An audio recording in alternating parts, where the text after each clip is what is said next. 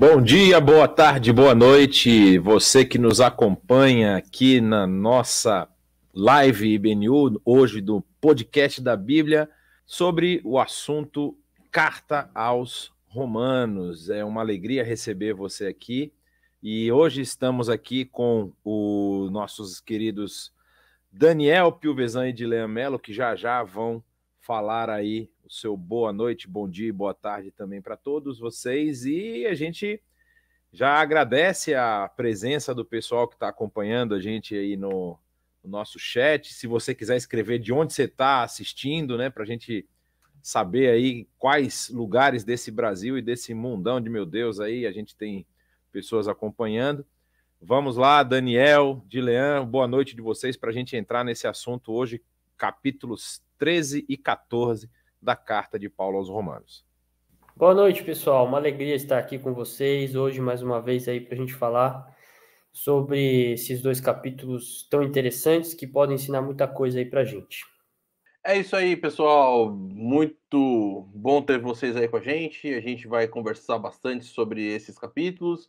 Capítulos que é muito legal, porque muitos dividem a carta aí, colocam essa questão de que a partir do capítulo 12, Paulo está lidando com as questões práticas, e é muito legal por causa disso mesmo, que a gente vai falar sobre coisas muito práticas do dia a dia, e coisas que, sem sombra de dúvidas, dizem respeito à nossa vida hoje.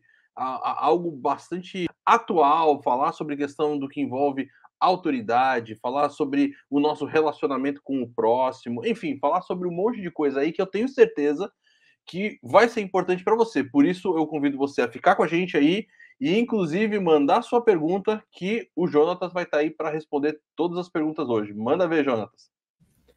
Porque se eu responder não sei, também é uma resposta, né? O não sei é uma resposta. Então, você tem certeza que uma resposta você vai receber, mesmo que seja um não sei. O pessoal que está acompanhando a gente aí, tem gente lá da Bahia, Barreiras, cidade muito boa, já passei algumas vezes lá em Barreiras, pessoal do Rio, capital, Iranduba, Manaus, nosso querido Daniel aí, que teve essa surpresa de encontrar o Dilean ao vivo e a cores. Eu espero que Deus tenha preservado sua saúde mental depois de ver o Dilean tão de perto assim, porque Rapaz, a vida dele mudou a vida dele depois disso. Ver o Dilean muito de perto. Mas, pessoal aí de Recife, Angélica, sejam todos muito bem-vindos. E é verdade isso que o Dilean falou. Se você aí vai ouvindo, vão levantando questões, vai colocando a sua pergunta no chat e a gente vai aqui distribuindo, discutindo, batendo um papo, respondendo aí as perguntas que vocês tiverem. Bom, no capítulo 12, que foi o último que nós trabalhamos na aula passada, a gente encerra aquele capítulo, né, falando a respeito dessa conexão que o apóstolo Paulo está fazendo de toda aquela doutrina que ele vinha ensinando, que ele vinha até o capítulo 11 demonstrando desdobramento, né, dessa nova doutrina que ele está mostrando, né?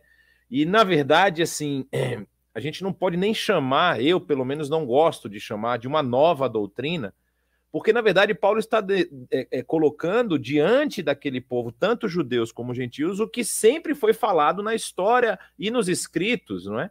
Ele vai mostrar que tudo aquilo que aconteceu com Jesus já estava escrito. Ele faz isso de uma forma brilhante nos 11 primeiros capítulos da carta aos Romanos. E aí, no capítulo 12, ele começa a apresentar o desdobramento desse entendimento aí, renovado por essa interpretação à luz da vida e da obra de Jesus Cristo, e como essa vida e essa obra transformam as ações do cotidiano. E ele termina falando justamente sobre a questão do amor mútuo, do amor entre as pessoas que compõem essa comunidade, né? E ele fala vários exemplos, a gente termina com aquela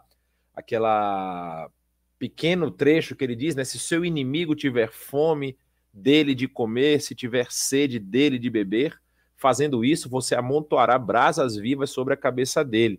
Ou seja, é tirar a sua posição de rei do universo, de centro do universo, e começar a olhar o outro como um semelhante a você, ou seja, todos estão em pé de igualdade, e isso aí, inclusive, foi tema das nossas últimas aulas. E a gente começa o capítulo 13, Paulo vai continuar esse desdobramento E nós precisamos só fazer uma lembrança de que sociedade é essa que o apóstolo Paulo está falando, né? A gente está falando do Império Romano, e ele está falando para a igreja de Roma. Ele está falando para a igreja que está ali na capital do Império. E essa igreja, ela estava muito próxima dos poderes e das autoridades legais e militares de Roma. Então ele começa o capítulo 13 dizendo justamente sobre submissão às autoridades. Todos devem sujeitar-se às autoridades governamentais, pois não há autoridade que não venha de Deus. As autoridades que existem foram estabelecidas por ele. Portanto, aquele que se rebela contra a autoridade está se colocando contra o Deus que instituiu, e aqueles que assim procedem trazem condenação sobre si mesmos. E aí eu vou complementar logo para a gente falar desse trecho de uma forma geral, pois os governantes não devem ser temidos a não ser pelos que praticam o mal. Você quer viver livre do medo da autoridade? Pratique o bem e ela o enaltecerá, pois é serva de Deus para o seu bem. Mas se você praticar o mal, tenha medo, pois ela não porta a espada sem motivo. É serva de Deus, agente da justiça para punir quem pratica o mal. Portanto, é necessário que estejamos submissos às autoridades, não apenas por causa da possibilidade de uma punição, mas também por questão de consciência. Então a gente vê aí o Paulo apresentando o primeiro elemento, o primeiro tema desse capítulo, e ele fala sobre essa questão da autoridade. E eu quero perguntar aqui para os meus queridos Dilean e Daniel, que a gente vai começar a conversar sobre isso, não é? A pergunta que a gente deve fazer é: até que ponto vai essa sujeição à autoridade, né? Paulo fala aqui que você tem que se sujeitar à autoridade, e ele diz que a autoridade ela é instituída por Deus e ela, vamos dizer assim, enaltece aqueles que praticam o bem e pune aqueles que praticam o mal. Como é que a gente vê isso nesse cenário maior aí das autoridades do mundo que nós vivemos, né? Vocês têm vários tipos de autoridade, nós temos uma autoridade no Brasil, que aí se a gente for olhar pelo viés político, alguns vão dizer que é de centro-direita, outros países têm um viés mais de centro-esquerda, outros de extrema esquerda, de extrema direita. Como é que funciona na cabeça de vocês e no entendimento de vocês essa sujeição à autoridade? Até que ponto isso vai? Bom, pessoal, muito bom. A gente tem realmente o assunto, por isso que ele é tão bacana e é tão atual, né? Porque, afinal de contas, todos nós estamos debaixo de alguma autoridade governamental, afinal, estamos vivendo num lugar que tem políticos e tem toda essa realidade. Então, a gente precisa aprender sobre isso. E eu não vou saber precisar agora se foi domingo passado ou retrasado, né? Que nós tivemos, inclusive, a reflexão do Saião, falando sobre ali o texto de Daniel, capítulo 3, do Sadraque, Mesaque, Abednego na fornalha, e que vai, de certa forma, ser uma boa ilustração até para tudo aquilo que a gente vai conversar aqui sobre essa realidade. Porque o que a gente tem que entender que, primeiro, olha que bacana como é que Paulo vai começar. Ele vai dizer que todos devem se sujeitar, ou seja, ele não vai dizer assim, ó, se você concordar com ela, com o seu viés político, se sujeite. Se você não concordar, então você está livre dessa responsabilidade. Até porque, como o Jonatas bem colocou, nós estamos falando do Império Romano, ou seja, não dá para o cara falar assim, não, eu não concordo com a posição do imperador aqui, eu acho que ele devia ser um pouco mais para a esquerda ou para a direita, né? No sentido assim, o cara era imperador, não tinha essa questão de não, eu vou votar no outro na próxima para poder fazer uma coisa diferente, ou eu vou, sei lá, eu vou juntar aqui, vou colocar no meu Instagram aqui uma convocação para todo mundo ir na rua do bairro aqui amanhã para a gente fazer um manifesto. Tipo, não tinha nada disso, né? E também não estávamos nessa realidade debaixo de uma condição de uma autoridade que era uma autoridade pró-vida, enfim, até mesmo a igreja e toda essa situação. É uma situação totalmente diferente, né? Então, até nisso, a gente vai entender um pouco sobre o que significa isso. Olha, pois não há autoridade que não venha de Deus. Porque isso também eu acho que já é uma outra...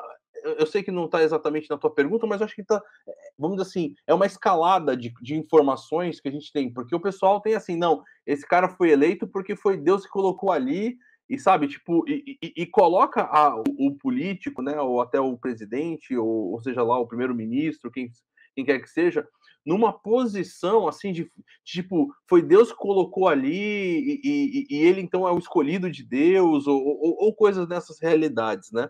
E que a gente vai também não tá exatamente nesse propósito. Paulo não está dizendo assim, ó, Nero foi colocado por Deus ali porque ele é a pessoa que Deus quer ali para poder bem para a igreja ou coisa desse tipo. Não é nada disso. Agora, o que você tem numa sociedade, numa realidade de uma cidade, o que você precisa? Você precisa de organização, você precisa de ordem. E isso realmente vem de uma autoridade constituída para que a sociedade funcione bem, para que as coisas estejam em ordem, para que haja segurança, para que haja, enfim, as coisas que são necessárias para a vida, né? E nesse sentido, Deus, inclusive, quando o próprio instituiu, né, o jardim, colocou o homem, falou: você tem que cuidar das coisas, você vai dominar sobre as coisas. Isso tudo já tem, vamos dizer assim, uma certa relação com essa posição de que agora nós precisamos cuidar e fazer com que as coisas funcionem, e funcionem bem, e funcionem direito, né? Agora, quando então a gente fala assim, bom, então quer dizer que a pessoa ali ela é autoridade, eu tenho que fazer tudo aquilo que ela mandar? Também não, nós vamos ver alguns princípios, inclusive, bíblicos. Eu não vou me estender aqui, eu prometo. Aqui a gente tem esse problema de quando começa a falar, parece que não quer parar mais, né? Mas eu vou dar só 2 exemplos aqui, um positivo e um negativo. Pastor, né? Pastor, deu oportunidade para pastor falar, eu vou te contar, viu? Não, eu prometo que vai ser rápido. Olha só, lá no livro de Mateus, acho que se não me falha a memória, capítulo 17 ou 18, acho que é 17, nós temos o texto do tributo ao templo, onde Jesus, inclusive, o cara lá do imposto, que inclusive não cobra justamente, que enfim, tem corrupção, tem aquela coisa toda, chega para Pedro e fala assim: e aí, o teu mestre ele paga o imposto? E Pedro fala: paga, né? Mas é interessante que a coisa ela se desdobra de uma forma interessante. Porque quando Pedro chega na casa, Jesus chega falando para ele: e aí, é certo fazer a coisa? É certo o filho pagar o tributo ou o tributo tem que ser cobrado dos estrangeiros, né, dos outros? E aí Pedro fala: não, é dos outros, né? E aí parece que Jesus está mencionando essa situação porque oficialmente Jesus não tinha pagado ainda, né? Isso não quer dizer que Jesus não pagava, não pagou os outros anos, mas naquela situação ele não tinha ainda acertado essa realidade. E aí Jesus vai chegar para ele e falar assim: olha, então é o seguinte, e é tão bonito esse texto, porque Jesus vai se colocar como filho de Deus, vai falar assim: ó, não é justo realmente o filho pagar, mas eu não vou pagar nem só a minha, eu vou pagar a minha e a tua também. E de certa forma ele coloca Pedro nesse patamar de irmão dele, fala assim: ó, então se não é justo o filho pagar, mas para que não haja escândalo, você vai lá, pesca o peixe e lá vai ter o valor para pagar o meu e o teu também, porque o pai vai né, o pai vai sustentar para que você também possa pagar os tributos e fazer as coisas organizadamente. E aí Pedro foi lá, pagou e ficou tudo bem. Nós temos uma autoridade, nós temos um imposto. Aliás, o texto mais para frente vai falar sobre imposto, sobre honra, sobre essas coisas todas. E Jesus pagando ali o imposto e fazendo tudo. Nós sabemos que esses cobradores de impostos eram os cobradores de impostos do templo. E nós sabemos que, acho que 2 capítulos para frente, Jesus chega lá no templo e vira as mesas, faz aquilo todo. Né? E vê a realidade suja do que está acontecendo ali no templo. Mas é interessante, nesse momento Jesus paga.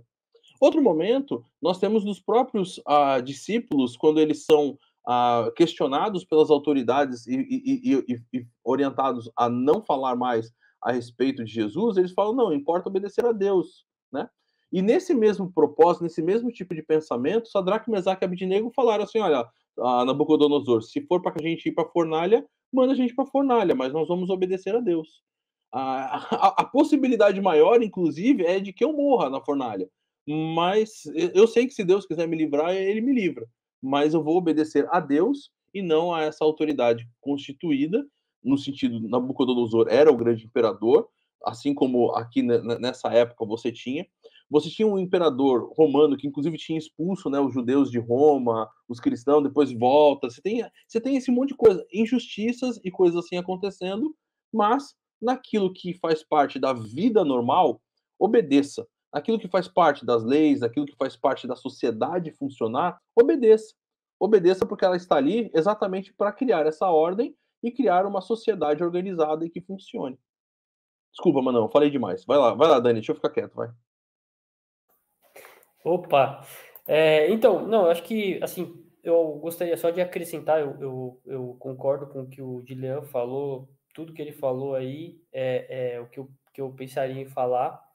E, assim, eu acrescentaria que o contexto da Carta aos Romanos, né, é também de uma época em que muitas pessoas estavam começando a acusar o cristianismo de ser subversivo e de tentar se livrar de César. E aí, é claro que Paulo, ele escreve esse texto aqui também, muito provavelmente pensando nesse aspecto, para que os cristãos eles tenham uma postura correta, uma postura exemplar, né? Tanto é que nos versículos seguintes, que o Jonatas ainda não leu, ele vai falar que se a gente tem que pagar tributo, a gente paga o tributo a quem a gente deve pagar o tributo, se a gente deve honra, a gente vai corresponder com a honra. Então, assim, a gente tem que, como cristãos, a nossa postura, ela sempre deve ser essa, de corresponder de acordo com a autoridade, mas ao mesmo tempo, a autoridade do governo, ela sempre vai ter um limite. E esse limite, ele vai ser o limite da nossa liberdade, da nossa fé.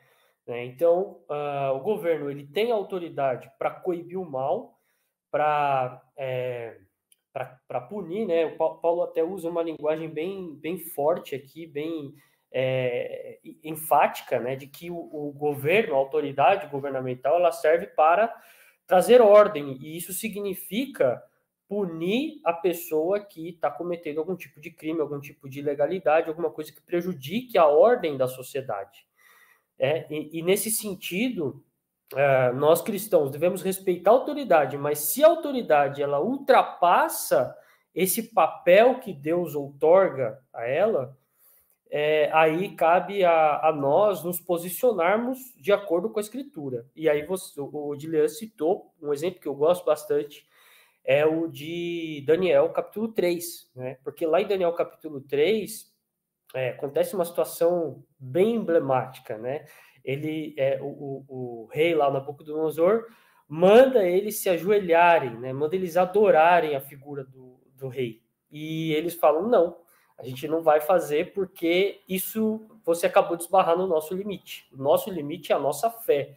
Nós obedecemos a Deus em primeiro lugar, né? E porque a autoridade está debaixo dessa autoridade divina, está debaixo da concessão divina para exercer a autoridade. Então, você não pode ultrapassar os seus limites. Então, a gente não vai adorar o seu Deus, enfim, a sua divindade, etc. Do mesmo modo, os discípulos em Atos 4, o Dilean mencionou muito bem aí, os discípulos em Atos 4 respondem assim, olha, vocês estão mandando a gente não pregar o evangelho, não falar em nome de Cristo, mas aí vocês também estão esbarrando nesse limite. E eles continuaram pregando o evangelho, né?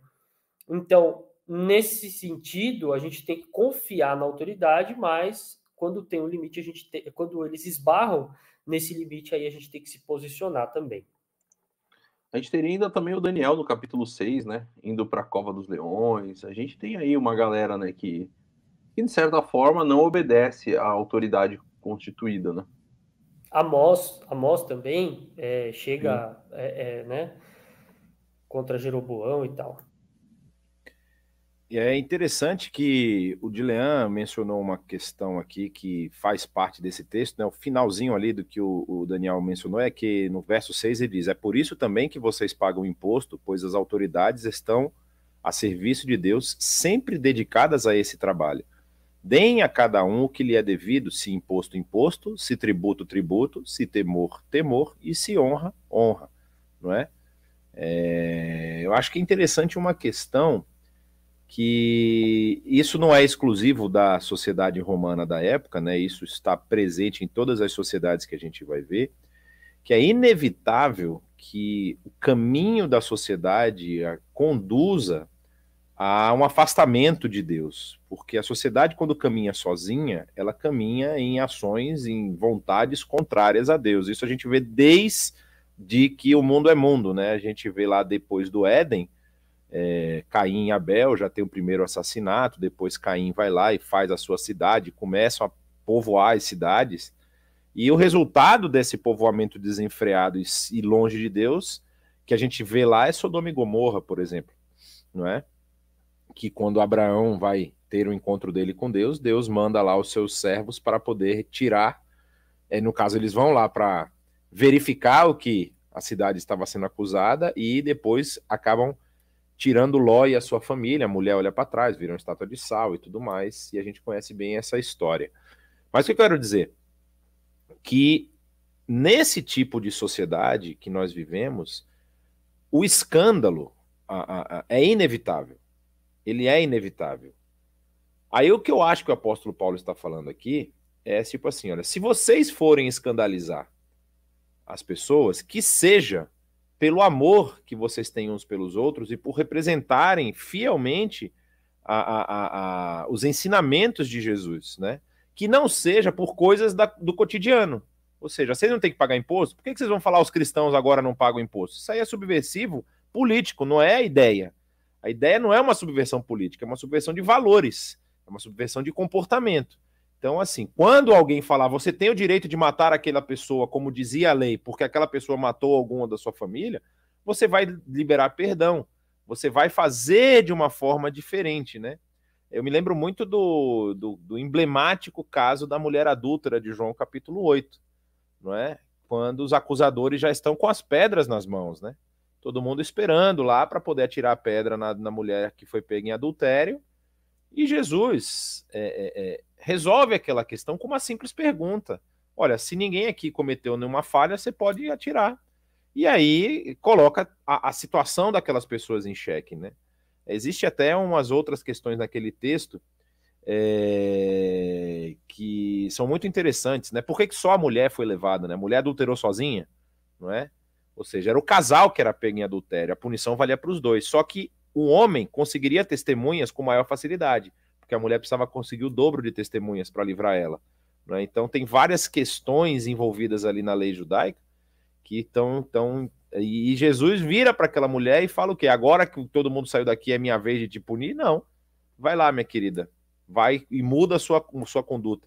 Então é esse tipo de coisa que eu acho interessante aqui. Paulo ele já dá esse reforço. Olha, pessoal, vamos esperar quando começar a esquentar a chapa de verdade, vocês vão perceber que vocês vão ser desafiados vamos dizer assim, escandalizar essa sociedade com outros motivos, que não seja pelos motivos da cidadania de vocês, que apesar de vocês serem cidadãos dos céus, vocês ainda habitam no Império Romano, então vocês têm imposto a pagar, vocês têm tributo a dar, e tudo isso, o próprio Jesus, como vocês já mencionaram, fez isso, né? E aí ele continua no texto ali a partir do verso 8, falando justamente sobre essa questão do relacionamento e como esse relacionamento deveria refletir essa nova realidade, esse novo entendimento. Verso 8 ele diz, não devam nada a ninguém, a não ser o amor de uns pelos outros, pois aquele que ama o seu próximo tem cumprido a lei. Pois estes mandamentos, não adulterarás, não matarás, não furtarás, não cobiçarás e qualquer outro mandamento, todos se resumem neste preceito. Ame o seu próximo como a si mesmo. O amor não pratica o mal contra o próximo. Portanto, o amor é o cumprimento da lei. Façam isso compreendendo que o tempo em que vivemos chegou a hora de vocês despertarem do sono, porque agora a nossa salvação está mais próxima do que quando cremos. A noite está quase acabando, o dia logo vem. Portanto, deixemos de lado as obras das trevas e revistemo-nos da armadura da luz. Comportemo-nos com decência, como quem age à luz do dia, não em orgias e bebedeiras, não em imoralidade sexual e depravação, não em desavença e inveja. Ao contrário, revistam-se do Senhor Jesus Cristo e não fiquem premeditando como satisfazer os desejos da carne. Trecho muito interessante, né? Porque ele começa falando da relação dos irmãos uns com os outros ali, do amor, ou seja, dando esse arremate que parece que a gente trabalhou muito nos capítulos 9, 10 e 11, aquele dualismo do discurso de Paulo, falando um pouco para os gentios, depois falando um pouco para os judeus, depois mostrando que a situação de todos era igual, e parece nesse trecho que está se repetindo isso aqui, né? Porque primeiro ele fala dessa lei, não é? Ou seja, o cumprimento da lei é o amor.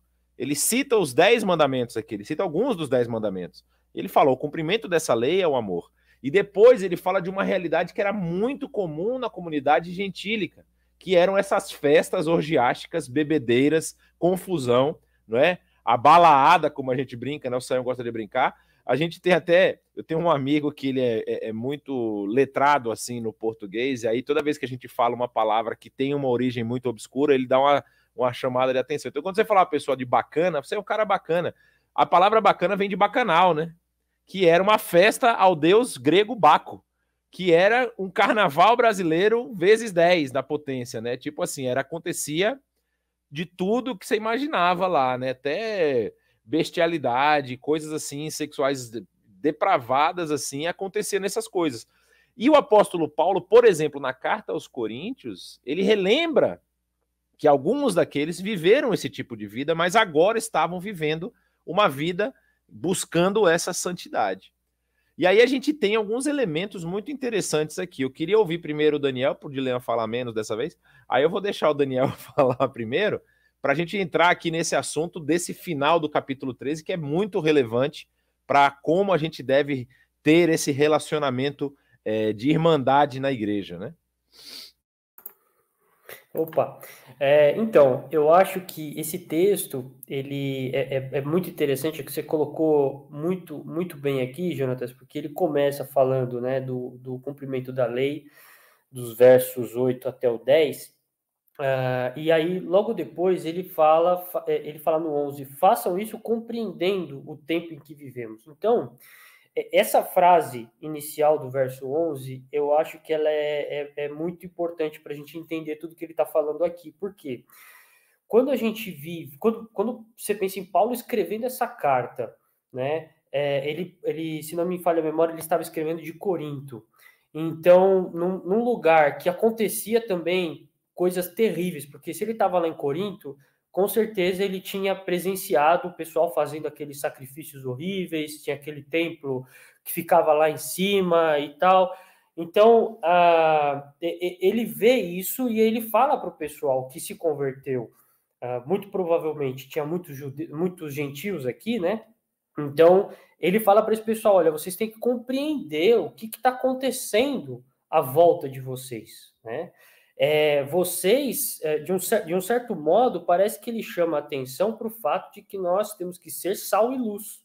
Então, aí ele termina o versículo, esse trecho, dizendo que a gente, ao contrário do que o mundo faz, a gente tem que se revestir do Senhor Jesus. Quer dizer, refletir aquilo que Cristo fez, a gente tem que refletir isso e fazer do mesmo modo com as pessoas.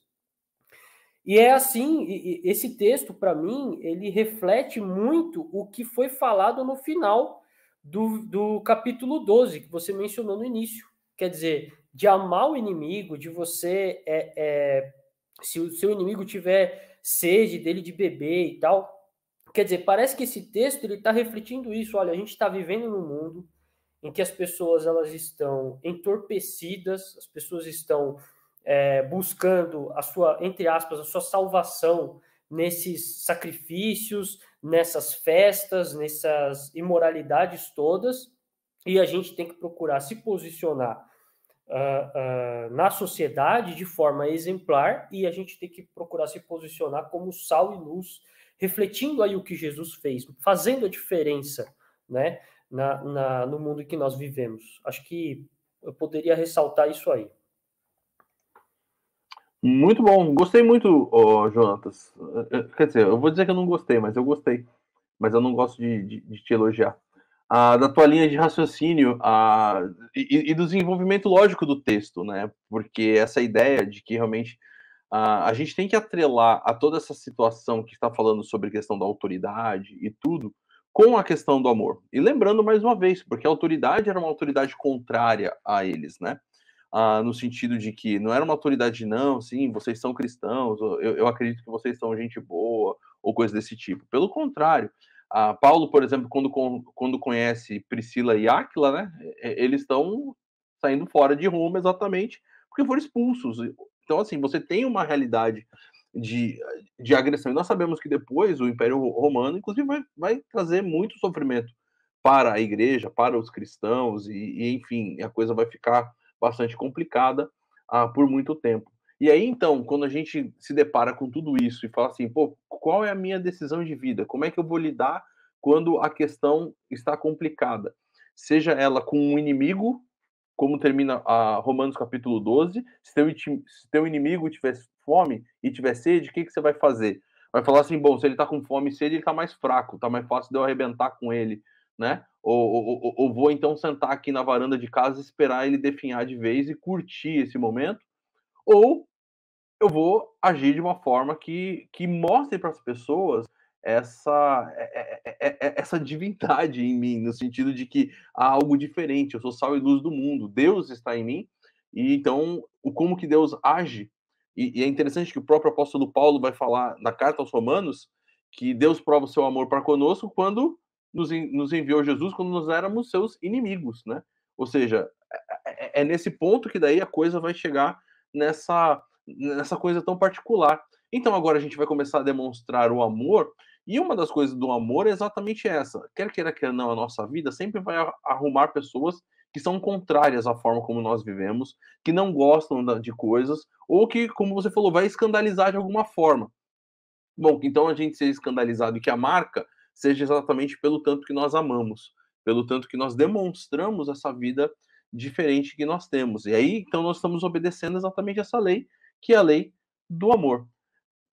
E essa lei do amor, ela vai não só fazer com que a gente deixe de desejar, por exemplo, nas questões políticas, o nosso direito, vamos não sei o quê e tal, como também em relação até mesmo às questões daquilo que envolve os nossos. O Paulo termina, não fiquem. Essa frase, galera, para mim sempre foi aquele famoso chute nas canelas, né? Porque ele vai dizer: não fiquem premeditando como satisfazer os desejos da carne. Cara, não tem como fazer uma ressonância magnética maior do meu coração do que esse versículo, sabe? Tipo, aquilo que eu gosto, aquilo que na verdade satisfaz os desejos da minha carne, cara, eu vou literalmente fazer isso aí. E até mesmo em coisas que eu sei que são pecado, mas que, tipo, aquilo. E aí vai ficar brigando com isso no sentido de que eu quero e tem a luta do que eu sei que é errado. E ele tá falando, olha, revistam-se do Espírito, né? Revistam-se de Cristo e vivam esse amor e segue a vida. Segue a vida de uma forma tranquila. É interessante que havia, né? A gente vê isso em algumas outras cartas do apóstolo Paulo, e parece que aqui também ainda essa esperança paulina estava bastante presente de que ele veria, não é, o retorno do nosso Senhor Jesus. E aparentemente havia aí essa a gente chama da volta iminente de Cristo, né? Essa é a teologia chama na sua área de estudo esse conceito da volta iminente de Cristo. Então o apóstolo Paulo não coloca isso como um problema, pelo contrário, né? Ele coloca isso como algo que deve estimular os seus irmãos, né, a viverem de uma forma mais santa possível, ou seja, ele argumenta, né, vocês precisam compreender o tempo que nós estamos vivendo, ou seja, vocês precisam despertar do sono. E aí quando a gente lê isso aqui solto, parece assim, poxa, Paulo deve ter dormido pouco nesse dia, ou então comeu alguma coisa estragada lá, estava com raiva daqueles irmãos. Você precisa ler esse texto à luz de tudo que nós já vimos na carta aos Romanos até aqui, né? Ou seja, o apóstolo Paulo, a carta aos Romanos o tempo todo, ele está justamente falando isso aqui para o pessoal. Olha, eu expliquei tudo aquilo lá para que vocês acordem, para que vocês abram os olhos de vocês. Ou seja, o tempo que nós vivemos é um tempo final, não é? Tinha essa consciência talvez de que Jesus ainda voltaria naquela geração, não é? Mas, assim, é o tempo da plenitude dos tempos do nascimento de Cristo, iniciou esse reino que já chegou, mas ainda não chegou na sua plenitude. Então, assim, agora vocês não vivem mais da forma como viviam antes, não é? É interessante, ele fala aqui, assim, ele pontua algumas coisas, olha, a noite já está quase acabando, e aqui a gente tem o que a gente chama de um overlap, né? Onde a noite cobre o dia, mas a noite tem perna curta, ela vai acabar, depois o dia vai seguir, vai ser só dia. E aí ele diz, ó, o dia logo vem, então deixem de lado as obras das trevas e revistam-se da armadura da luz. E aí tem essa questão que eu acho muito interessante nesse trecho, que Efésios vai repetir, não é? Aí você tem uma carta muito próxima, né, uma da outra, ou seja, Paulo daqui da cidade de Corinto, ele depois volta fazendo o final da sua terceira viagem, ele nem entra em Éfeso, não é? Ali o texto bíblico vai dizer que ele passa ele para eu esqueci o nome da cidade, depois ele atravessa por fora, não entra em Éfeso porque ele não quer se demorar, porque ele quer chegar logo em Jerusalém, que vai ter a festa da Páscoa. Mileto, exato, obrigado. Ele para em Mileto e depois ele desce direto para Jerusalém. E em Jerusalém ele é preso e encarcerado. E nesse período do seu encarceramento ele escreve a carta aos Efésios. E o mesmo tema vamos dizer assim, da armadura, ou seja, o tema militar aqui da batalha, é repetido em Efésios capítulo 5, quando ele fala lá da revestida armadura de Deus, né? Então ele fala dessa armadura da luz, ou seja, nós precisamos buscar enfrentar as nossas fraquezas com a armadura que vem de Deus, não com a nossa própria força, não com a nossa própria capacidade, mas com essa armadura que pertence a essa nova realidade. E eu acho interessante porque isso não é um tema novo, não é algo novo que o apóstolo Paulo está trazendo, mas é algo que já estava escrito, para vocês terem ideia, desde o livro de Salmos. Eu estou procurando o Salmo aqui, se eu não estou enganado, é o Salmo 19. Deixa eu confirmar. Exatamente. Nossa, minha memória agora, isso é o Espírito Santo que está falando aqui, hein? Ó, se segurem, se segurem. Davi, Salmo davídico, ele diz no final do Salmo 19 o seguinte: quem pode discernir os próprios erros? Absolve-me dos que eu desconheço. E aí, olha o que ele coloca no Salmo 19, verso 13. Também guarda o teu servo dos pecados intencionais, que eles não me dominem.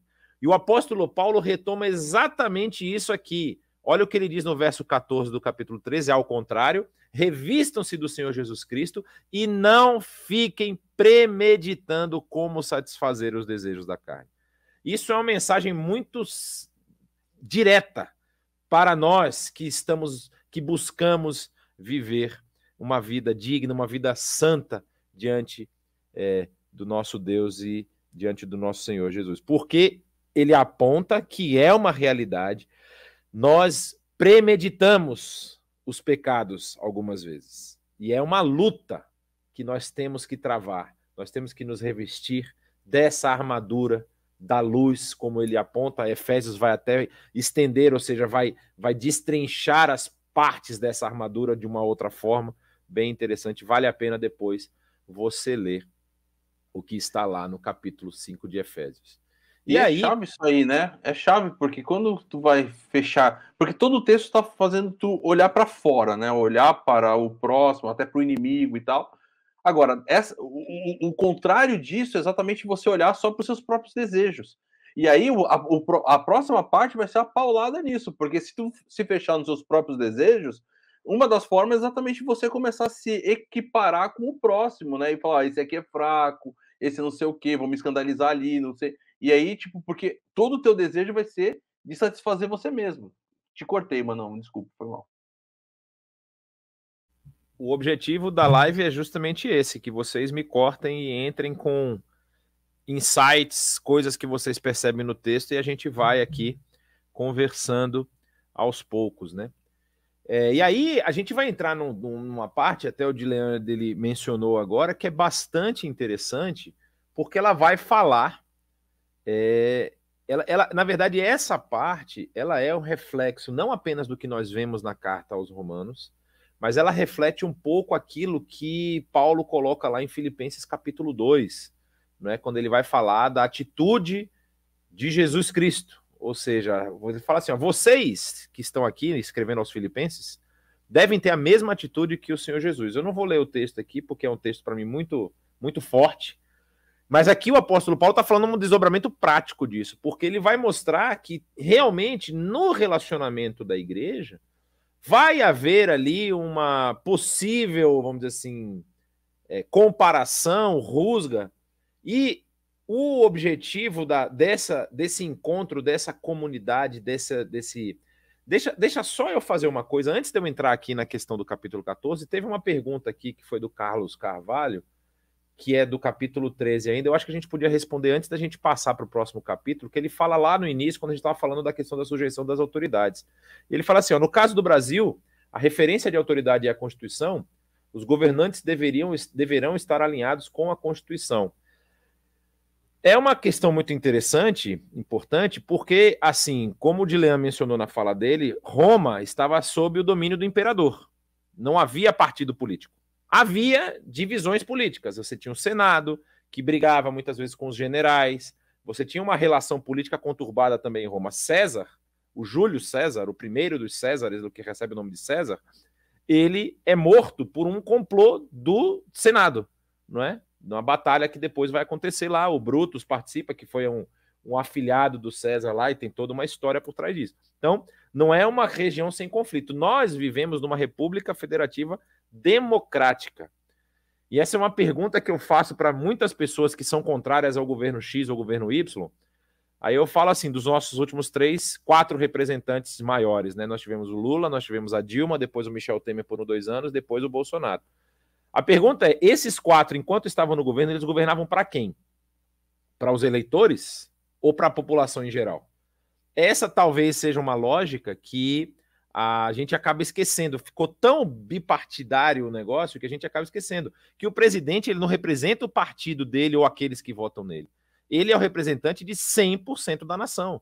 Ou seja, ele governa sobre 100% da nação. E a democracia é justamente isso. Não é o Kratos, que é o poder, e o demo da população, do povo, não é do demônio, né? Às vezes até parece, mas não é. Mas assim, é demo de demografia de povo e Kratos de poder. Então, assim, é o poder que emana do povo.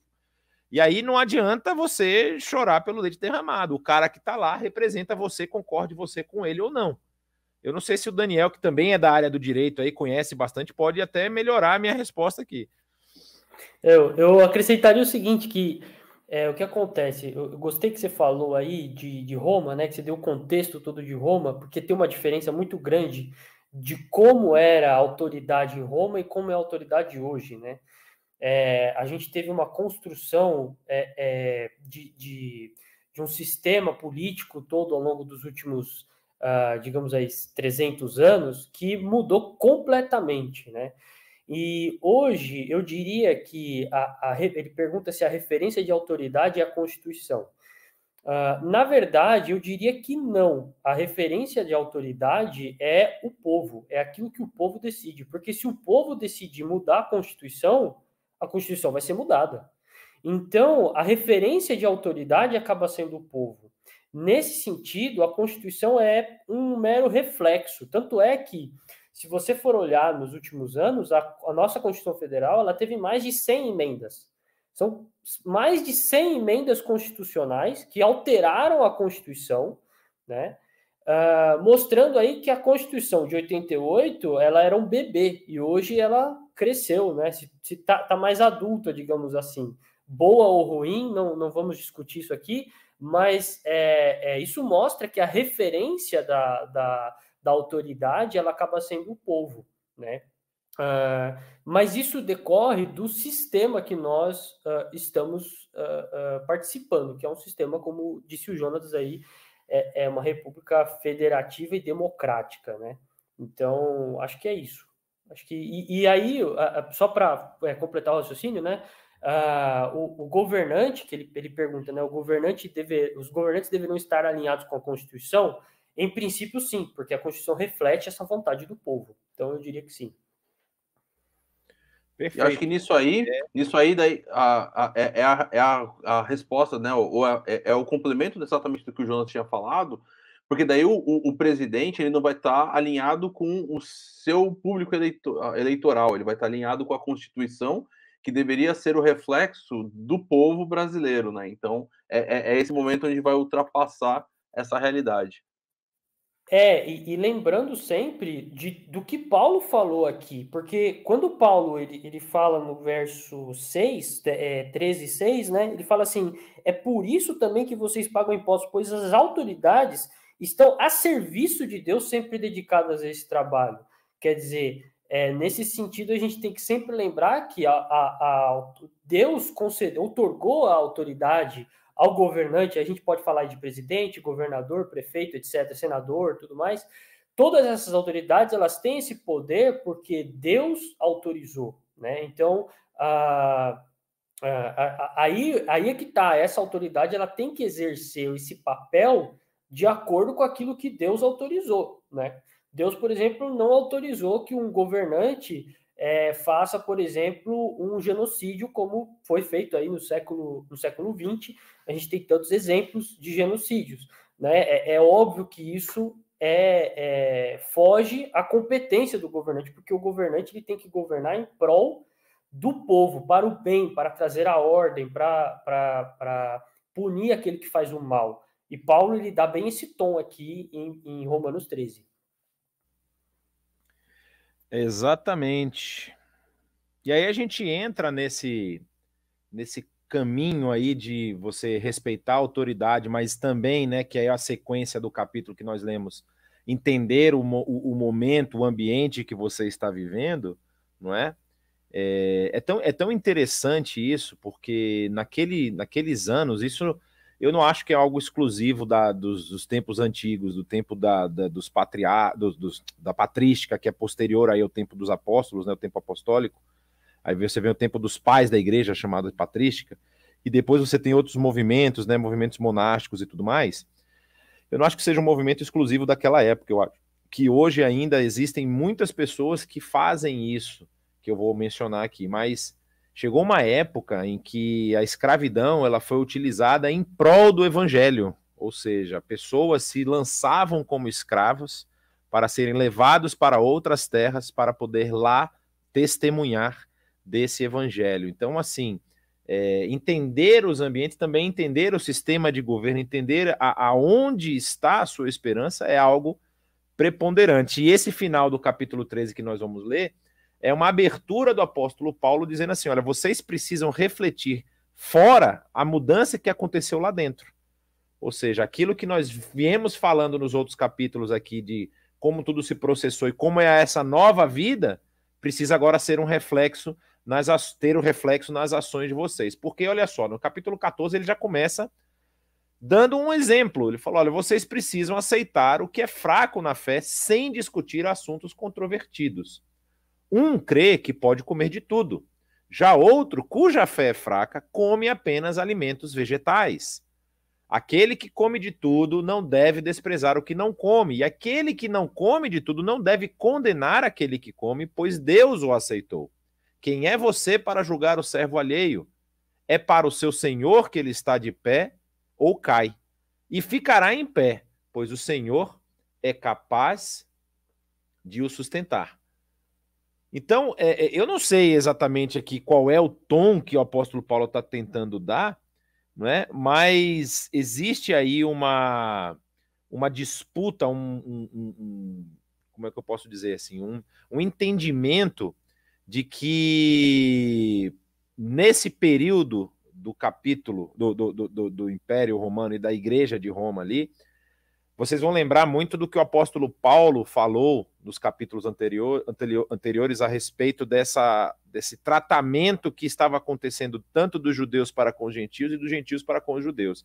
E aqui parece que esse assunto está sendo retomado, né? Agora envolvendo alimentos, né? Ou seja, aqueles que comem de tudo, aqueles que comem só algumas coisas, e aí havia uma condenação mútua aí, você não come de nada, você está desprezando, e você que come de tudo, você está pecando com relação à lei.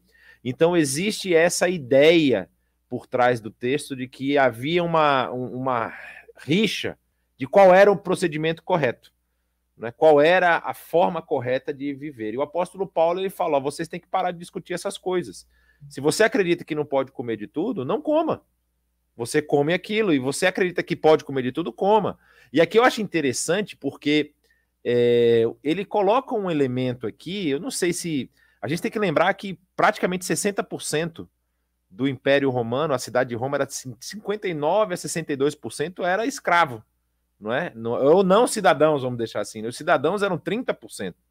Né? Você tinha aí depois escravos e aqueles estrangeiros, que eram considerados estrangeiros, que não necessariamente eram escravos, mas eram povos dominados também, né?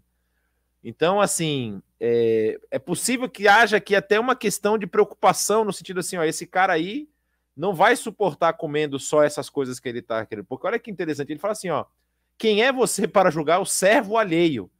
É para o seu senhor, e aqui o senhor com S minúsculo, não o senhor com S maiúsculo, que é o Kyrios do grego, né? É para o seu senhor que ele está em pé ou cai, e ficará em pé, pois o senhor é capaz de o sustentar. Ou seja, não é pelo fato dele estar comendo muito ou comendo pouco que ele vai ficar em pé. Quem vai sustentar ele em pé é o Senhor. O que vocês leem desse texto aqui? Eu creio assim que uma das coisas principais, esse texto é central para isso, no versículo 2, é exatamente a questão de aquele cuja fé é fraca come apenas vegetais. Então, assim, eu como churrasco. Eu não acho que o apóstolo Paulo estava entrando nessa briga nessa época da história, mas foi um bom posicionamento. Como é que diz lá? Eu sigo com o relator aí. Mas Não, isso uma aí... questão bastante interessante, né? Ou seja, porque só para a gente já entrar no outro pedaço, que é um pedaço, um trecho um pouco, fala tudo a mesma coisa. Primeiro ele fala da questão do alimento, depois ele vai falar, ó, há um que considere um dia mais sagrado que o outro, há quem considere todos os dias iguais, cada um deve estar plenamente convicto em sua própria mente. E aí, a questão central é exatamente essa questão do não julgar, porque o texto terminou com essa questão de você satisfazer os seus desejos carnais, ou seja, você se colocar como centro.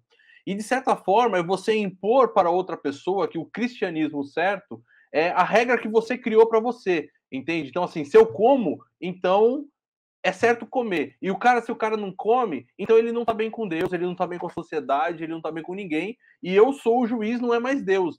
Eu agora vou ser o cara que vai julgar. Se dentro da minha... E aí, talvez essa palavra é a questão da religiosidade quando ultrapassa exatamente a espiritualidade. Então, assim, é essa questão de colocar as normas, colocar as regras e, principalmente, colocar aquelas que satisfazem. Cara, isso tem até hoje dentro das igrejas, por relação à questão de música. Então, assim, não, aquela música é música cristã para a igreja. Por quê? Porque é o ritmo musical que eu gosto. Aí chega outro cara com outro ritmo musical, aí não, sabe, daí já, tipo, não, essa música não é de crente, né? Essa música não é de igreja. E até mesmo alguns aspectos culturais, né, da nossa brasilidade, né? Então tem algumas coisas que são associadas com outros tipos de religiosidades, de expressões de fé. Mas quando você chega em outros lugares, cara, aquilo lá é o normal, né? Como você vai para um lugar como África, alguma coisa, cara, eles tocam com aqueles instrumentos, inclusive com a tabaco, aquela coisa toda, e estão louvando a Deus. Então, a gente pode colocar carne, pode colocar música, pode colocar roupa, pode colocar o comprimento da barba, pode colocar aquilo que for, mas é quando a gente coloca que os nossos desejos carnais são a medida do padrão da espiritualidade da outra pessoa e da aceitação daquela pessoa por Deus. Não sei se eu chutei o pau da barraca, mas eu acho que tem a ver com isso.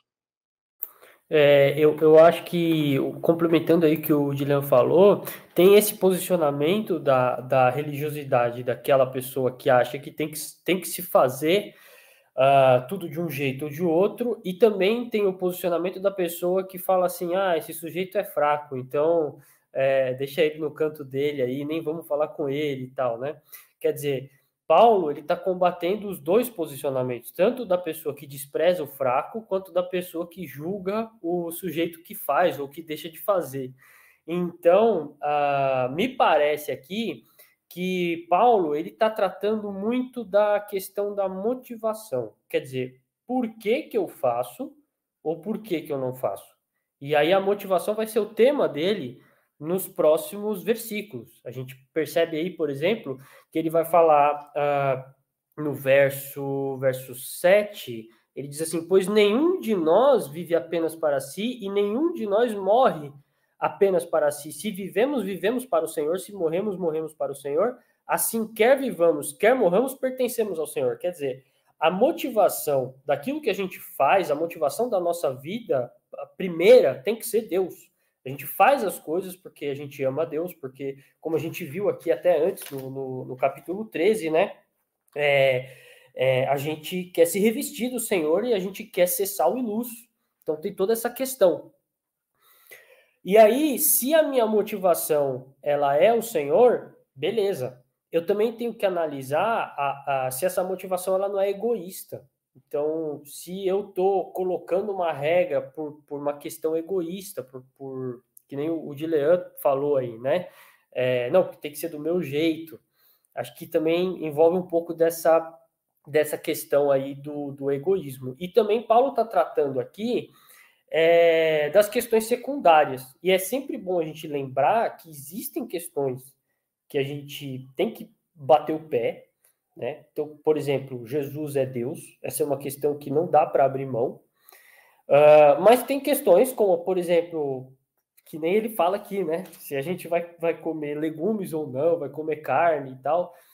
São questões completamente secundárias. No Rota 66, o Saião, ele chegou até a mencionar uma história de uma missionária, né, que parece que foi num lugar lá e ela tomava limonada, e o pessoal achava que limonada era uma coisa meio imoral para eles. E aí, quer dizer, o ideal seria que elas não tivessem tomado a limonada, né? Então, se esbarra muito nessa questão cultural toda, e a gente tem que tomar o cuidado para não ferir a consciência do nosso irmão, né? Acho que poderia acrescentar isso aí. Tá muito bonito essas respostas de você. Deixa eu botar um ponto aqui, então. No verso 2, Paulo faz uma comparação. Ele fala assim, ó, um crê que pode comer de tudo. Já o outro, cuja fé é fraca, come apenas alimentos vegetais. É isso mesmo? Ou seja, se a pessoa só come alimentos vegetais, ele tem uma fé fraca? O que o apóstolo Paulo está querendo dizer aqui? O que vocês acham que o apóstolo Paulo está querendo dizer aqui?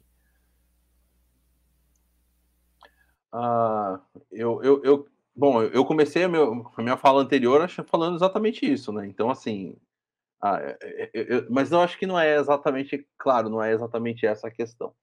Acho que o ponto aqui, ele coloca, olha, um crê que pode comer de tudo. De certa forma, pelo que parece, ele está demonstrando que não é que essa pessoa ela é mais espiritual ou alguma coisa assim, mas ela tem uma consciência de que todas as coisas são de Deus, né? O outro não, ele crê que tem que colocar essas regrinhas, tem que ficar separando essas coisas. Então, a fraqueza não está no vegetal. Se for assim, a gente pode lembrar do próprio Daniel, Sadraque, Mesaque e Abednego, lá em Daniel capítulo 1, que preferiu a dieta dos vegetais, né? Inclusive, para quem tem criança, eu tive, cara, como era aquele DVD dos vegetais, mano. Não sei se vocês. Isso aí, mano, aquele negócio era insano. Eu já ficava louco com aquele negócio. Mas, enfim, esse é outro assunto. A questão aqui não está na questão de qual é o tipo de alimento, mas nessa situação da pessoa que acha que ela vai separar algumas coisas e essa separação vai trazer para ela algum tipo de benefício espiritual.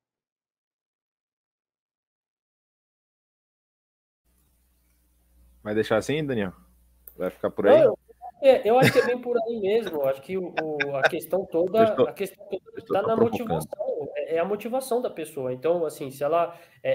não é que Paulo está falando que quem come só vegetais, a questão é a motivação. Por que ele come só vegetais, ou por que ele não quer comer carne, né? Então, ele não come carne porque ele acha que ele vai ser mais espiritual por causa disso. Então, esse pensamento está errado, né? Acho que é isso. O pessoal faz uma conexão direta, né? Fala aí, Dilan, depois eu falo. Acho que, não sei se era o que você ia falar, faz conexão com outras realidades, né? Com o fato, por exemplo... Não? Tá, mas com... provavelmente o que está em jogo aqui pode ser exatamente o fato dessa questão de que carne muitas vezes era sacrificada. E aí você tinha uma realidade com isso. E aí a pessoa talvez estava mexendo com isso. Com isso aí, não, peraí, essas carnes foram sacrificadas, acho que é o que o Paulo vai falar em 1 Coríntios, né? 1ª e 2ª Coríntios. 1 Coríntios, né? E aí, então, você... Isso, então, aí tem... Talvez tenha essa mesma conexão aí. E a pessoa fala assim, não, tá vendo isso aqui foi sacrificado. Por isso até que eu fiz aquela conexão com, por exemplo, o atabaque, que na nossa cultura aqui, muitas vezes é conectado com religiões de origem africana e com alguma coisa relacionada, por exemplo, a candomblé ou outras realidades de religiosidade. E aí fala, não, se você usa esse tipo de coisa, então você tá queimando o mármore no inferno, você está trazendo alguma coisa que não é divina para dentro da religiosidade, né? Então, nesse sentido, eu acho que faz uma certa conexão, entende? E Paulo vai falar, não, isso aí não tem uma realidade, porque a carne não foi sacrificada aos ídolos, não é esse o padrão que o crente vê. O crente vê que Deus criou o animal, Deus criou o boi, Deus criou a vaca, Deus criou o carneiro, Deus criou o bode, a ovelhinha. Então, assim, é essa outra cosmovisão que a gente vai adquirir, né? E lá em 1 Coríntios 8, ele até vai mencionar que nós cremos que há somente um Senhor no céu e na terra. Então, assim, nós não cremos que, por exemplo, Baal ou qualquer outro deus aí, qualquer outra divindade da época, nós não cremos que esses deuses, eles de fato existem. Eles são deuses falsos. Então, é importante a gente lembrar disso. Exatamente. E aí tem um negócio que eu acho interessante, eu quero só complicar a vida de vocês aqui, porque na carta do Concílio de Jerusalém, Atos capítulo 15, uma das recomendações é justamente que eles deveriam se abster de comer comida contaminada pelos ídolos. E agora, como é que fica aí o que vocês falaram? Porque vocês falaram que não tem problema comer carne de ídolo, porque o Senhor é um só. Como é que fica essa relação da carne agora, de comer carne sacrificada e não poder? Pode ou não pode? Atos capítulo 15 tá lidando principalmente ali com aquela questão, mais uma vez, de um escândalo para o povo judeu aqui, né? Então o que pode até ser que seja uma realidade que esteja aqui também, em Roma, porque você tem uma comunidade tanto judaica quanto gentílica na igreja, né? E aí você tem essas coisas, vamos dizer assim, que ali no Concílio de Jerusalém eles vão colocar, olha, nós não vamos colocar nenhum tipo de empecilho, não vamos colocar, mas nós vamos recomendar que eles se abstenham dessas questões. A recomendação principal ali era a recomendação de uma demonstração de desassociação com a vida anterior que essa pessoa tinha, né, como gentil.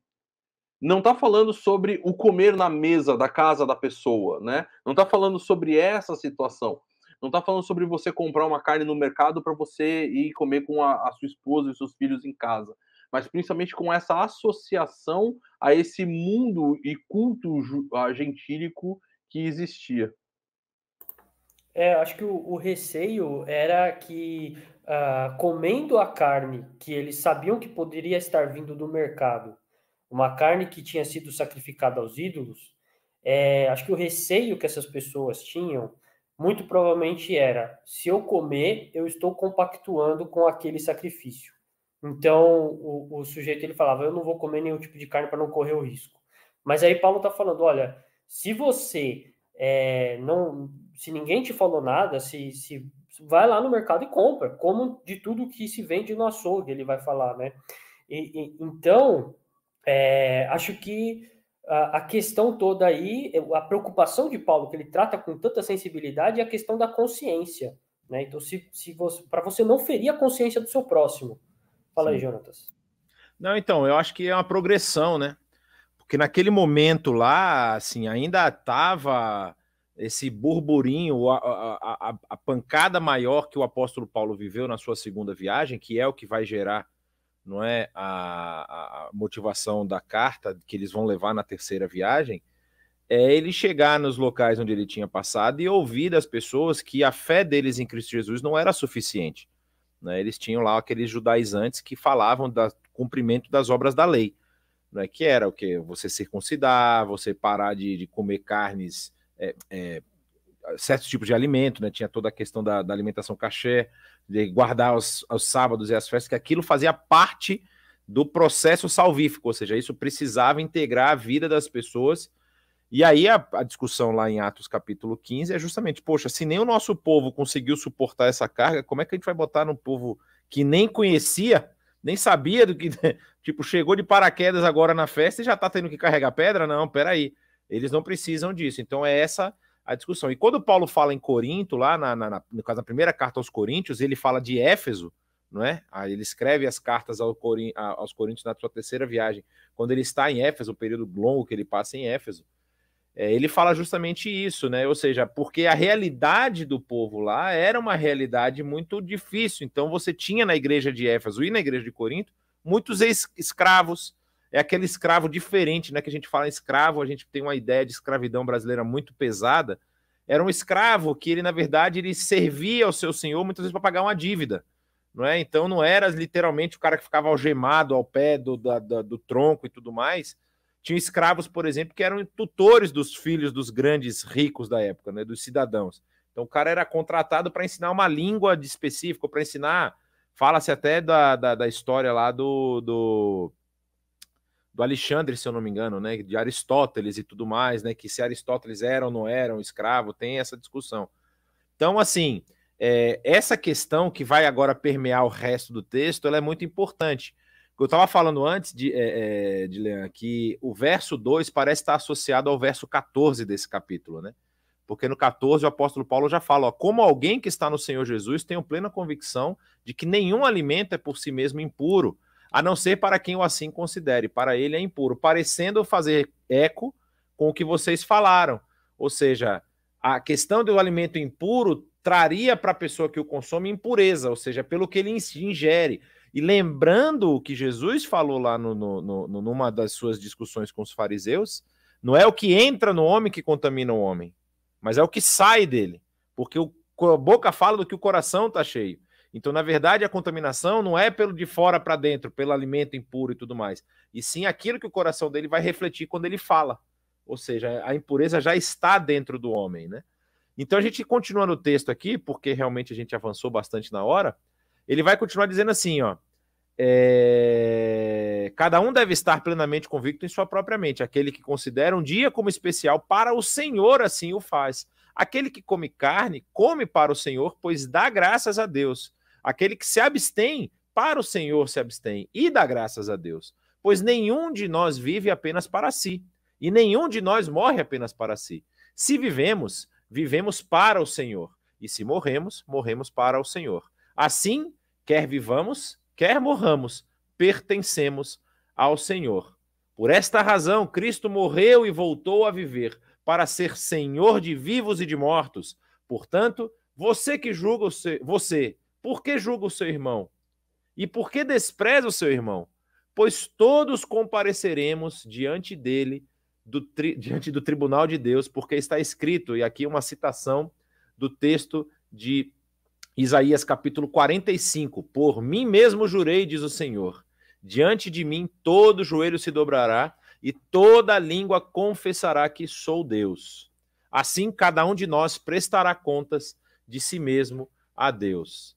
Aí ele vai entrar nessa questão do julgamento, né? Ou seja, dessa prática muito perniciosa, nefasta, que nós teimamos em manter viva enquanto estamos aqui, né? De ficar olhando para o outro, julgando o outro. E aqui são dois pontos diferentes. Tem gente que julga porque minha cachorra fica entrando na live toda vez aqui. Tem gente que julga a barba do Dilean, que realmente precisa parar. Coisas assim. A grande questão do julgamento é que você se coloca na posição de Deus. você se coloca na posição de, vamos dizer assim, executor de uma vontade que não é a sua, ou seja, você deveria executar a vontade de Deus, mas você fala, não, que vontade que tem que prevalecer é minha, que é tudo aquilo que a gente já falou aqui a respeito desse egoísmo que nós vivemos nos dias de hoje, né? E é tão interessante porque as pessoas pegam esses textos e às vezes entendem de uma forma muito deturpada, não é? E que forma é essa? É de falar que você não pode julgar nada. Ou seja, é uma outra condição que é muito diferente. Você é, pelo contrário, você não deve julgar no sentido de um juiz que absolve ou condena o comportamento de alguém, mas você deve julgar como alguém que avalia todas as coisas que estão sendo colocadas diante de você, não é? Então você precisa julgar as coisas, você precisa saber se aquilo reflete ou não reflete a vontade de Deus. O texto vai dizer, portanto, deixemos de julgar uns aos outros. Em vez disso, façamos o propósito de não colocar pedra de tropeço ou obstáculo no caminho do irmão. E aí aquele texto que nós lemos, como alguém que está no Senhor Jesus, tenho plena convicção de que nenhum alimento é por si mesmo impuro, a não ser para quem o assim considere. Para ele é impuro. Se o seu irmão se entristece devido ao que você come, você já não está agindo por amor. Lembra do amor que a gente citou lá no início? Por causa da sua comida, não destrua o seu irmão por quem Cristo morreu. Aquilo que é bom para vocês não se torne objeto de maledicência. E aí, o que vocês falam desse trecho aqui que nós estamos vendo, nessa questão do julgamento, de como a gente deve se comportar diante dos nossos irmãos? Como que vocês veem essa questão de não ser uma pedra de tropeço para o outro, né? Até que ponto isso vai, né? Eu creio que, mais uma vez, aqui o princípio volta a ser aquele princípio que a gente viu lá no capítulo 13, é o princípio do amor. E como um princípio do amor aplicado, eu vou até mesmo deixar de satisfazer as vontades ou as questões da minha carne. O texto não está falando para que eu nunca mais coma carne, mas para que simplesmente eu não seja pedra de tropeço para o meu irmão. Agora, se for também preciso deixar de comer, também não vai ser a grande problema aqui, não é o sentido. Mas a questão é essa, eu não vou me colocar na posição de Deus para julgar o meu irmão, mas também eu não vou me colocar como pedra de tropeço para fazer com que o meu irmão caia nessa condenação de se colocar como juiz ao meu respeito. Talvez são esses dois lados dessa moeda que precisa ser muito bem avaliada, né? Porque daí eu falo assim, então tá bom, eu não julguei, mas eu vou vivendo minha vida e ainda falando assim, aquele meu irmão tá julgando, mas eu tô, de certa forma, de consciência, ou vamos dizer assim, premeditada, como foi a palavra que Paulo usou aqui dentro do nosso texto, falando assim, eu sei que se eu fizer isso aqui, eu vou, de certa forma, ofender, eu vou escandalizar o Daniel, então eu vou fazer na frente dele para gerar esse mal-estar. E aí a coisa ela vai ser um problema igual, né? Porque é o outro lado da moeda do problema. E a gente percebe, por exemplo, a atitude de Paulo, eu até vou um pouco além desse texto, só para citar um exemplo, a atitude de Paulo quando ele resolve circuncidar Timóteo, né? Quer dizer, ele resolve circuncidar Timóteo justamente por amor, e é esse mesmo amor que ele está tratando aqui, né? Quer dizer, o próprio exemplo ali de Timóteo, ele acaba ajudando a gente nesse ponto. Exatamente, foi um excelente exemplo isso aí, né? Porque o apóstolo Paulo, quando ele vai falar da questão da comida sacrificada, ele mais de uma vez fala isso, né? Ele fala lá em 1 Coríntios capítulo 8, né? Que os ídolos não são nada, então você não tem que se preocupar. Mas quando a pessoa te apresentar alguma coisa como sendo oferecida, como sendo sacrificada, pela consciência dela, não é pela sua consciência. Você podia, por exemplo, falar assim, não, pode deixar lá e levar escondido e comer escondido. Não teria nenhum problema disso. Você não estaria, vamos dizer assim, correndo em erro de consciência, porque você sabe que os ídolos não são nada. Mas pela consciência da pessoa que te oferece, você não deve aceitar, porque se você aceitar, você está sendo parte com ela daquela cerimônia. Inclusive, a Eneida colocou uma questão aqui exatamente sobre isso, muito interessante, muito interessante. Sobre comida sacrificada, aqui na Bahia tem o caruru, muito bom por sinal, que dia 27 de setembro é oferecido a Cosme e Damião, pelos afrodescendentes. Se alguém, por amizade, enviar um prato para a sua casa, você comeria? Se a pessoa enviar o prato da sua casa, o problema é você dizer se aceita ou se você não aceita, né? Eu colocaria dessa forma, né? Não é? Porque, assim, se a pessoa convida para você comer na casa dela e ela fala que aquilo foi sacrificado, você não deveria comer, pelo que eu entendo do que o apóstolo Paulo escreveu. Porque aí você vai, se ela te perguntar, mas por quê? Você fala, olha, Cosme e Damião não fazem parte da minha fé, eu não entendo dessa forma, então eu não vou participar com vocês. Agora, por exemplo, eu estive muitos anos na Bahia, né? O pessoal aqui sabe e tudo mais. Minha principal iguaria, eu gosto de duas coisas na vida que eu queria levar para o céu. Uma mão eu queria levar um acarajé e na outra o chimarrão. Nenhum problema em juntar os dois. Maravilhosa mistura. Mas a gente sabe que muitos das tendas, das barracas de acarajé, há um sacrifício no início do dia. Então isso eu acho que demonstra bem essa diferença.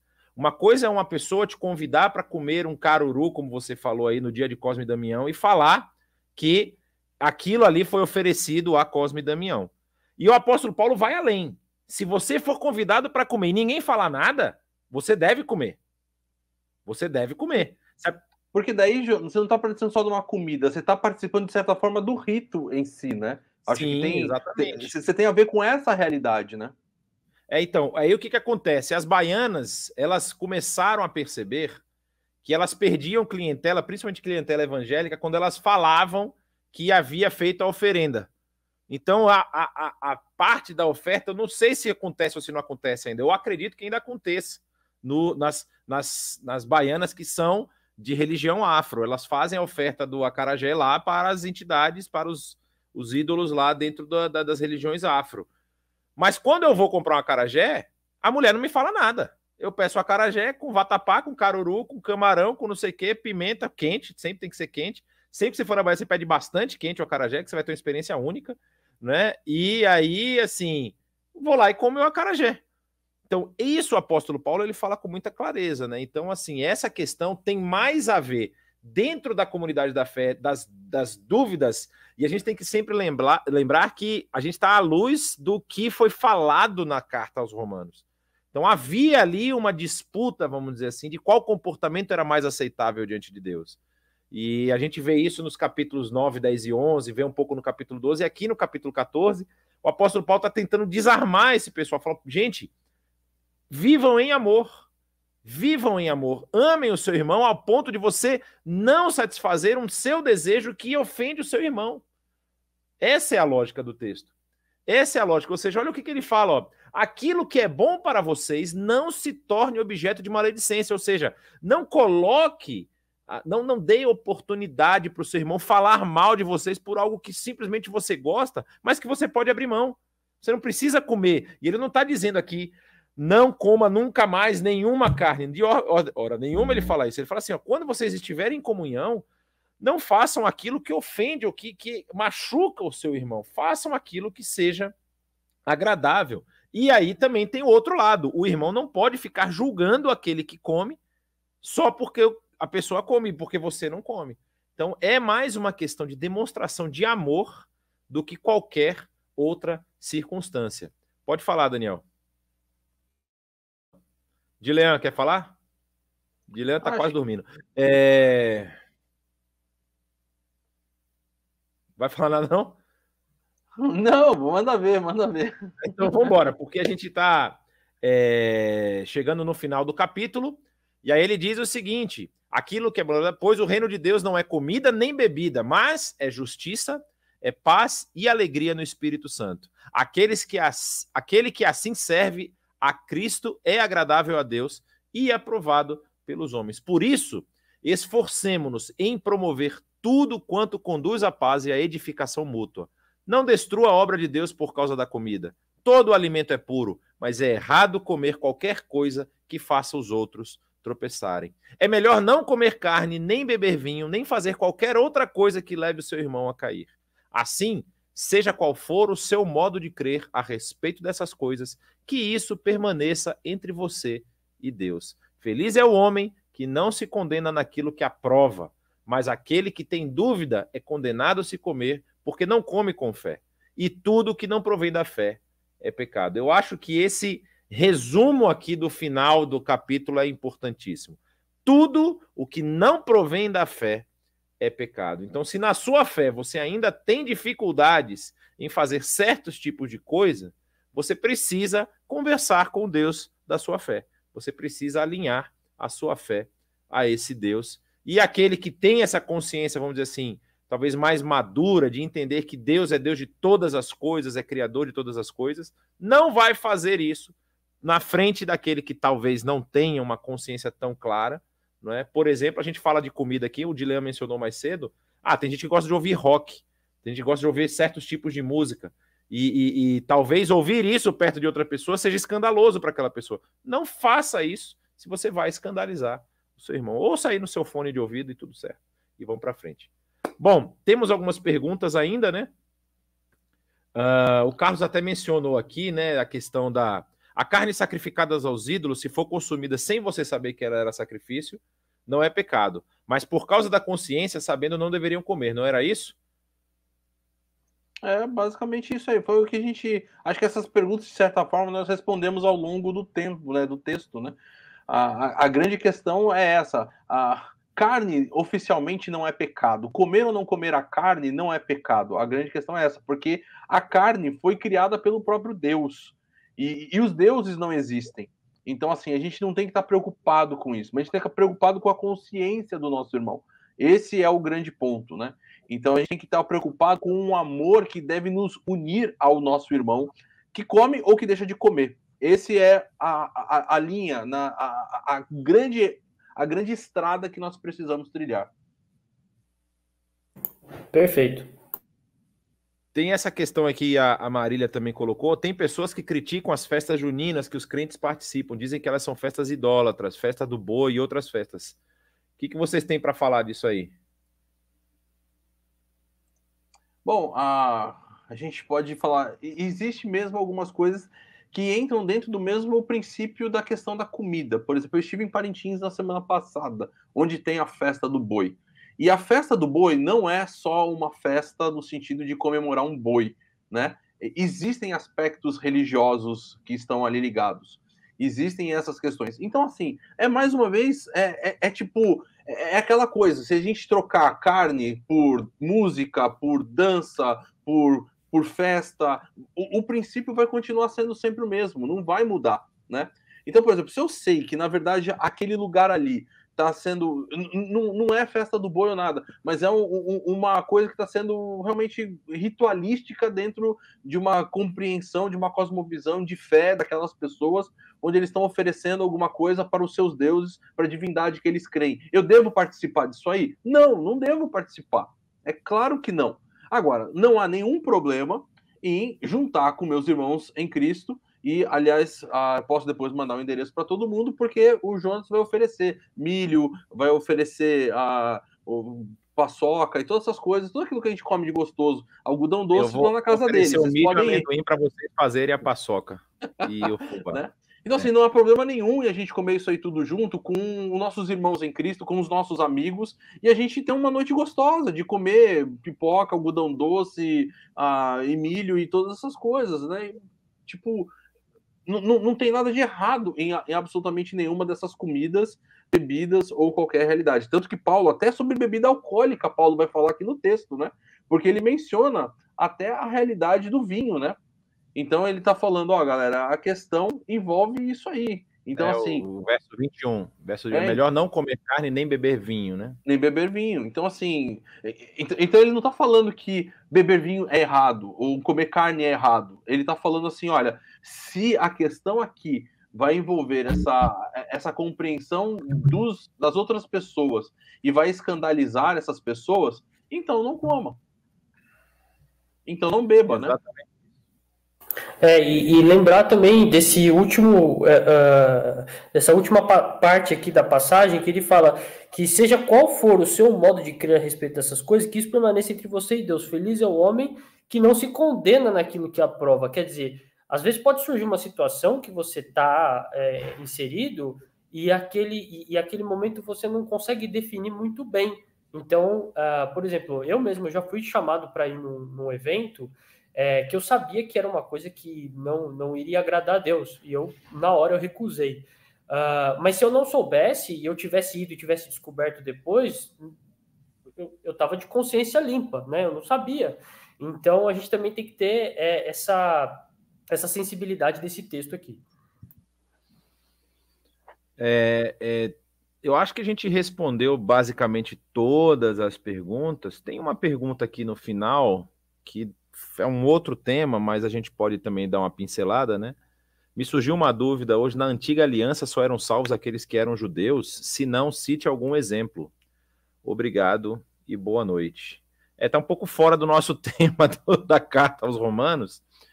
Aqui depende do que você chama de judeu. Se é judeu quem nasce etnicamente, ou se é judeu aquele que segue a religião judaica, né?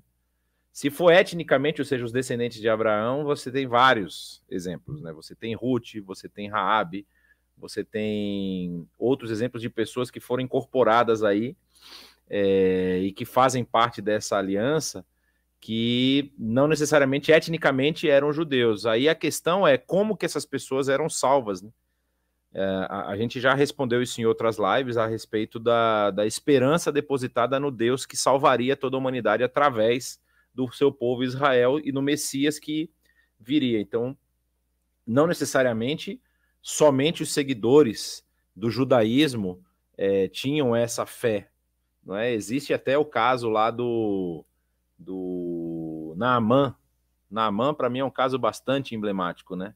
Que ele vai lá se encontrar com Eliseu e Eliseu nem sai para encontrar ele, manda o servo, vem o chefe dos exércitos do rei da Síria para falar com ele. Eliseu manda o servo dele, não, manda lá ele mergulhar 7 vezes no Rio Jordão, que é um riacho marrom. Eu imagino a cena, eu dou muita risada disso, porque quem conhece o Rio Jordão sabe o tamanho do riacho que é, né?